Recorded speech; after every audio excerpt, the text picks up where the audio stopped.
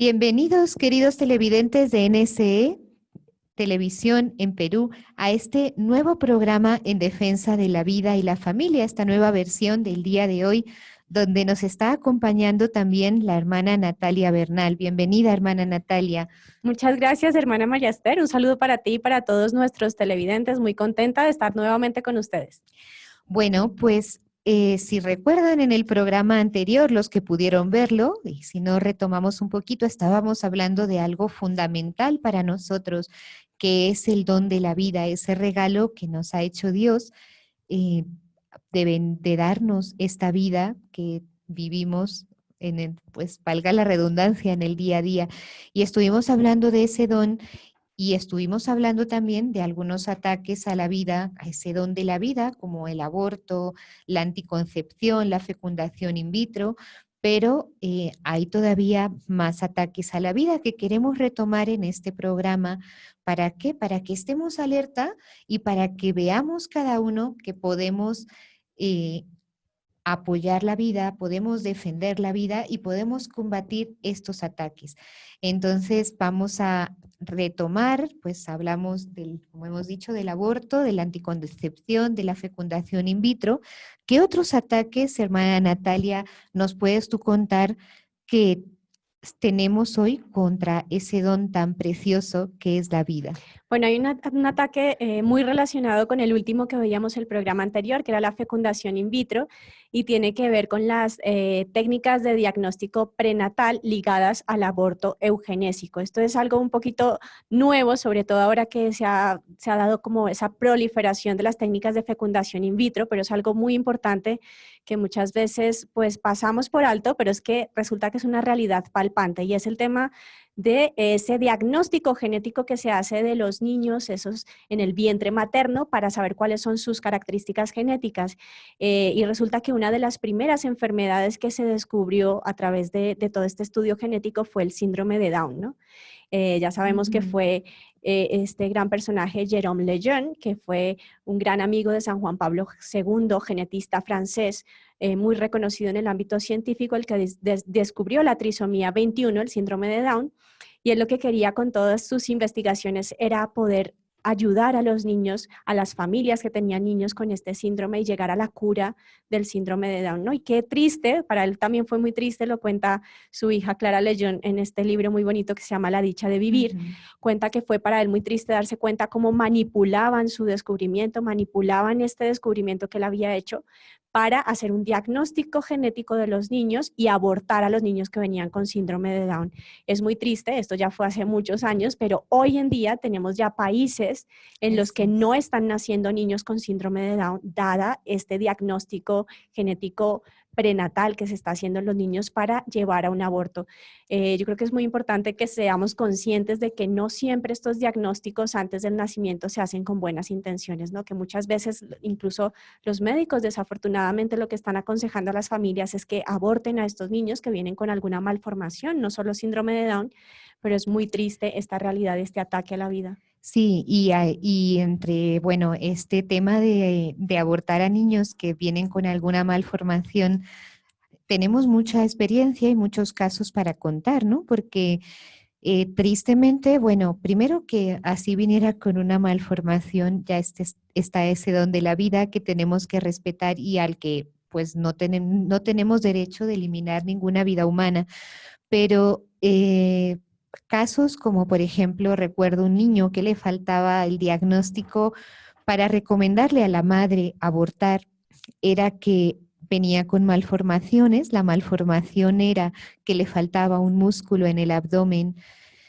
y por esto le recomendaban abortar. Otro niño le faltaba el músculo del diafragma.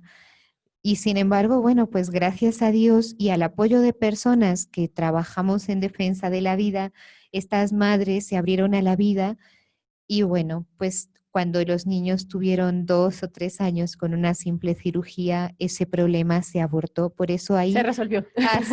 se resolvió, eso es, no se abortó. Entonces, y ahí podemos ver la manipulación que también hay, y lo triste que es que en muchos casos, dada también la formación que se está dando a los médicos, en vez de ponerse en el plan de defender la vida hasta las últimas consecuencias, pues se está poniendo al contrario, pues acabar con esa vida. Es muy triste esta realidad. Yo muchas veces he meditado en este tema de qué realidad tan cruel que estemos pensando que la dignidad de un ser humano depende de no sufrir, cuando Así muchas es. veces es todo lo contrario. O sea, yo he conocido personas sumidas en un gran sufrimiento y para mí han sido las personas con una mayor dignidad, porque la Ujú. forma como han asumido el sufrimiento, como lo han ofrecido, como han sabido aceptar ese sufrimiento como también un don de Dios, es algo que uno dice, bueno, esta persona es ejemplar para mí, es una persona que me ha enseñado mucho y tengo en la mente ahora mismo nuestra hermana Marlene, que acaba de fallecer de un cáncer después de 5 años de lucha. Y para mí son personas de las que tenemos mucho que aprender. Entonces es muy cruel que nuestra sociedad quiera eliminar el sufrimiento, eliminando a las personas. Así es algo que no tiene sentido. Y que por qué eliminar el sufrimiento, porque cuando estamos lejos de Dios, pues no podemos ver ese sentido y ese valor del sufrimiento, como dices tu hermana Natalia, pues la hermana Marlene en este caso, que fue una hermana nuestra, muy querida por nosotras, hasta el final, pues supo ofrecer ese sufrimiento, llevarlo con dignidad. Y estamos seguros que de ese ofrecimiento, pues muchas gracias que las que Dios nos da nos han llegado a través del ofrecimiento de ella. El mismo San Juan Pablo II, que después de que lo vimos una persona tan activa, pues verlo ya en sus últimos años, eh, pues totalmente físicamente hundido, por decirlo de alguna forma, pero hasta el final supo vivir ese periodo de la vida que Dios le daba con total dignidad. ¿Qué otros ataques podemos? Pues muy relacionado con lo que hemos estado hablando y es que ya no entendemos el sentido del sufrimiento, ¿no? Ese también es un ataque al don de la vida, porque cuando una sociedad deja de captar la importancia también del sufrimiento aceptado y digamos que llevado con amor, también es un ataque palpante a esa vida, ¿no? Y es lo que pasa justamente con la eutanasia, ¿no? Pues Así ya es.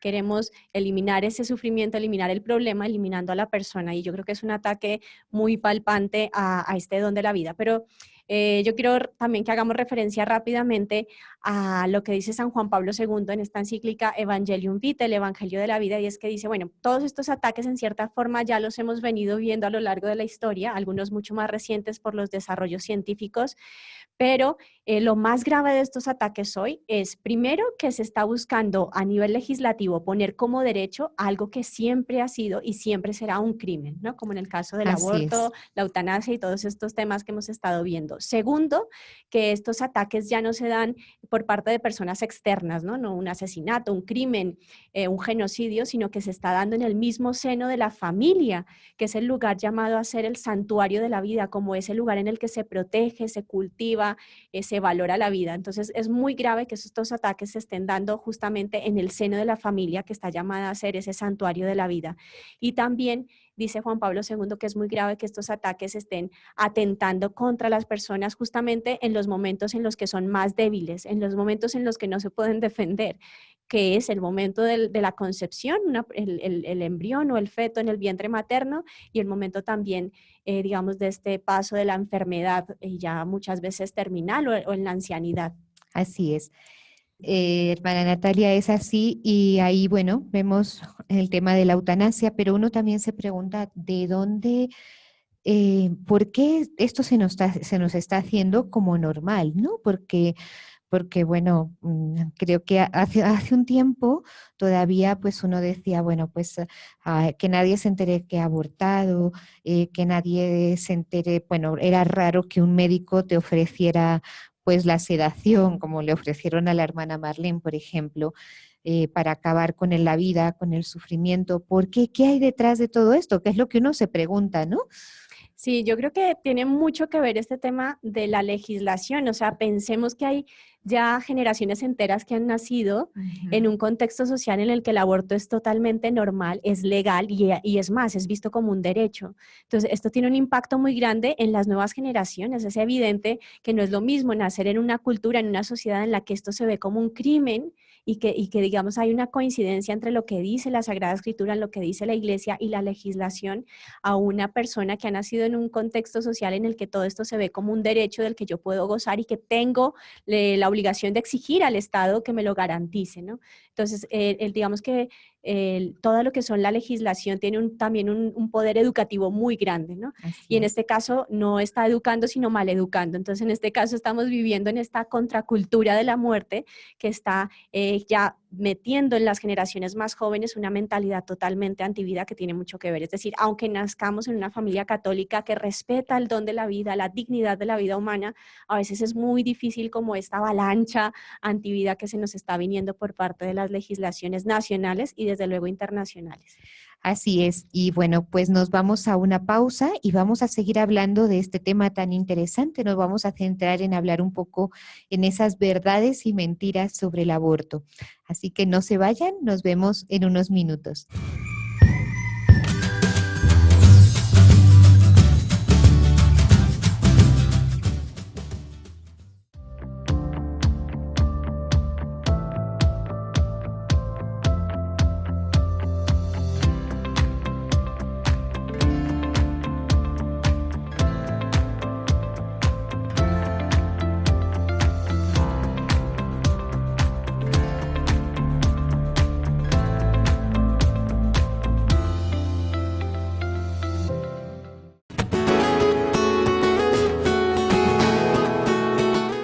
Te presento un modelo de santidad juvenil, Carlos Acutis.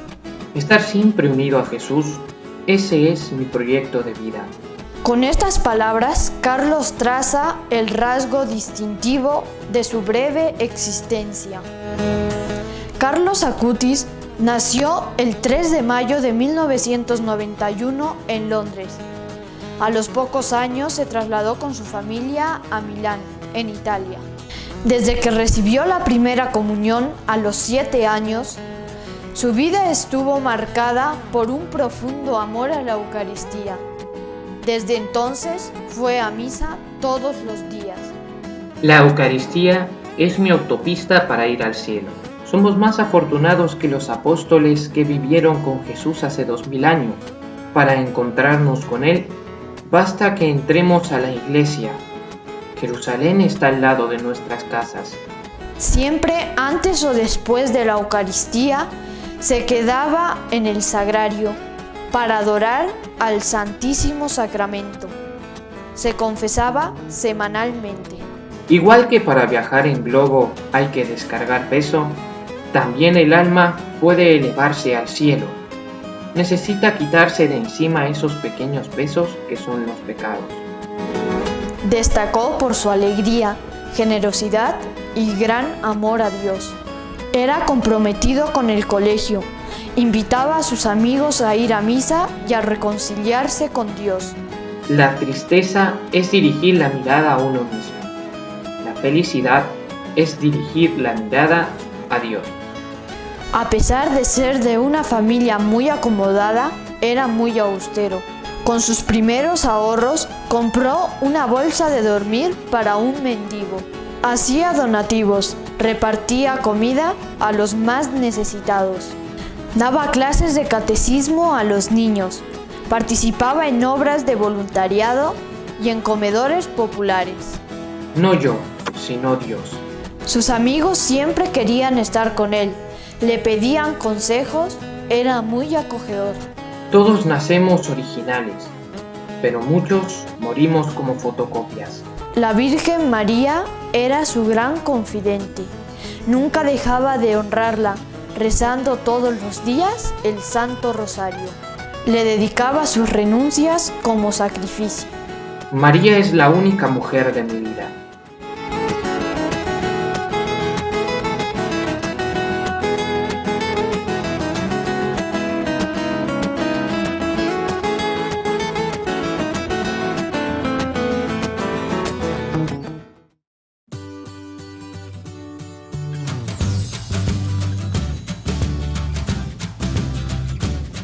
Bienvenidos nuevamente, queridos televidentes, a esta segunda parte de nuestro programa de hoy en defensa de la vida y la familia. Estábamos hablando hace un momento de los ataques a la vida, a ese don precioso de la vida, y vamos a ver, nos quedamos comentando con la hermana Natalia que se nos ha metido una cultura de la muerte, que estamos metidos en un ambiente pues que nos hace ver estas cosas como normales, pero vamos a ver por qué, porque parece que por tomar un tema de uno de los ataques contra la vida, que es el aborto, parece que alrededor hay muchas verdades y mentiras. Es decir, ahí nos meten muchas cosas como verdades, pero luego son mentira. Y vamos a empezar con la primera, esta verdad, mentira del aborto, que nos dicen, es el nombre, ¿no? Te dicen, ya no te quieren decir aborto, sino te dicen interrupción voluntaria del embarazo, porque esto es una mentira. Sí, porque bueno, es como una forma de decir algo políticamente recto que no suene tan duro, pero estamos haciendo referencia a la misma realidad. En el aborto no estamos interrumpiendo nada, no es que tú interrumpas algo que luego puedas continuar, o sea, eso es una gran mentira. En el aborto, como ya hemos visto en programas anteriores, desde la concepción, desde ese instante en el que se unen los núcleos del óvulo y el espermatozoide, ya tenemos una nueva realidad, todo un patrimonio genético totalmente distinto al del padre y de la madre. Luego, cuando atentamos contra esa vida que ya está creciendo, que se está desarrollando, lo que estamos haciendo es la eliminación directa de un ser humano vivo. Y eso es el aborto, ¿no? Es la eliminación directa, podríamos llamar también asesinato, ¿no? Pero, ¿qué pasa? Que como tú dices, hermana María Esther, como que nos da miedo usar estos términos grandes, pero yo creo que todo esto está muy bien pensado, porque nadie quiere ir, buenas, vengo a que me realicen un asesinato del hijo que tengo en mis entrañas. O sea, nadie, yo creo que psicológicamente aguantaría eso. Sí, hermana Natalia, y esto también va relacionado con lo que en muchos casos nos dicen, bueno, la concepción no inicia en el momento que se unen las dos células, sino en el momento de la anidación, pues ya en el útero. Realmente, ¿cuándo empieza la vida? ¿Existe el preembrión? ¿No existe?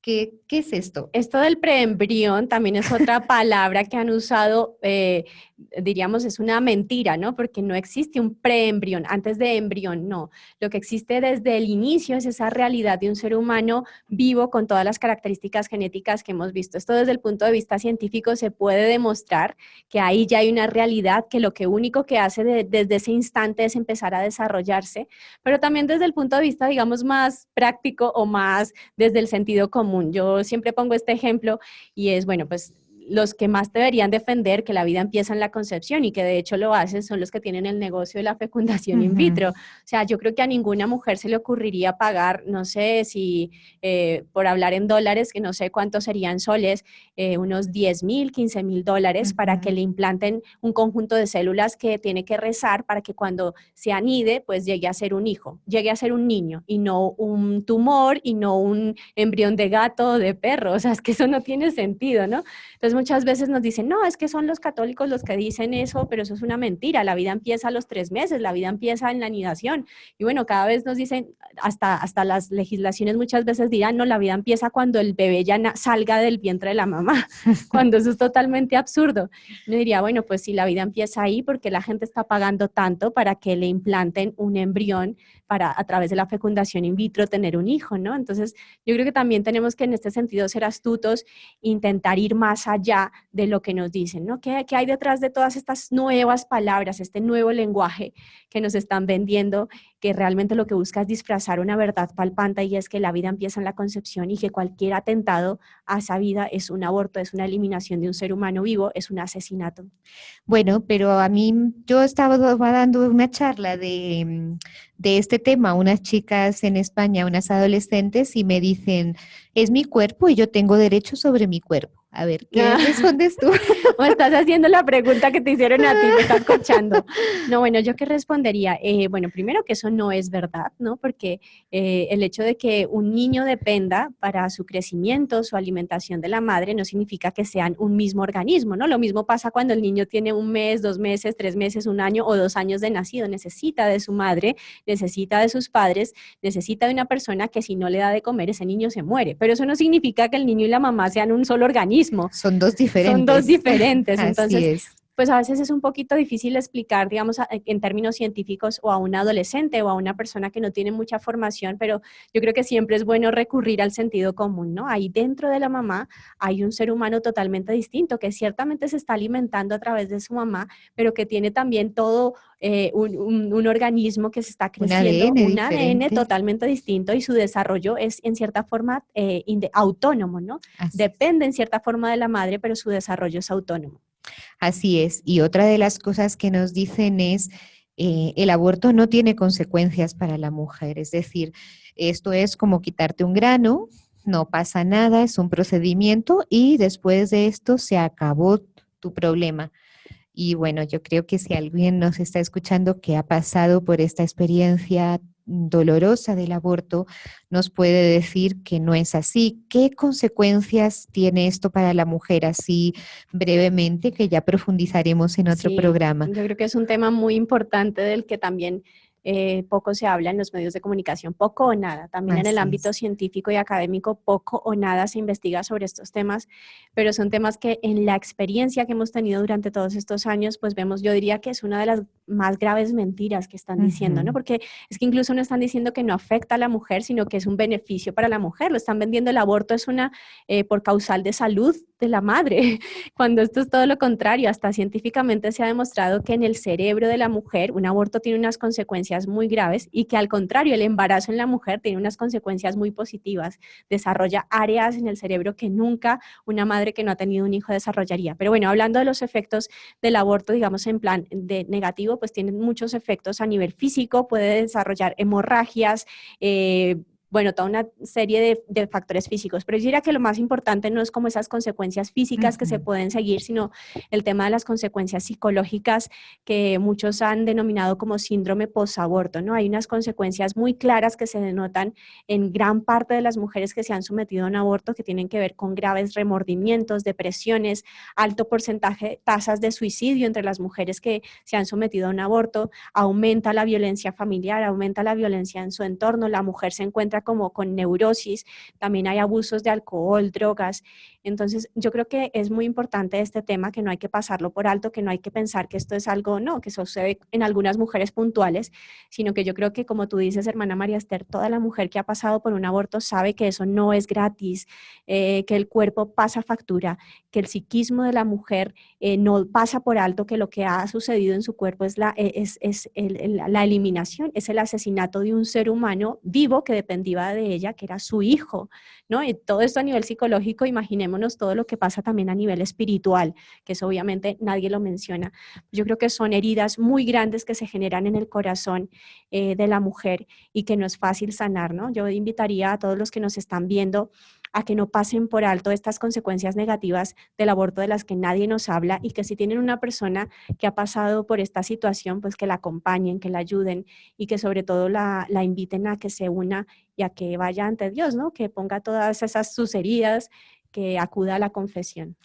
Bueno, pues así es, para que no nos dejemos engañar, que sigamos que los seguimos esperando en nuestro programa en defensa de la vida y la familia, porque son muchos los temas que tenemos que hablar, que queremos compartir con todos ustedes, queridos televidentes de NSE Televisión, para poder realmente defender la vida y defender sobre todo también la familia.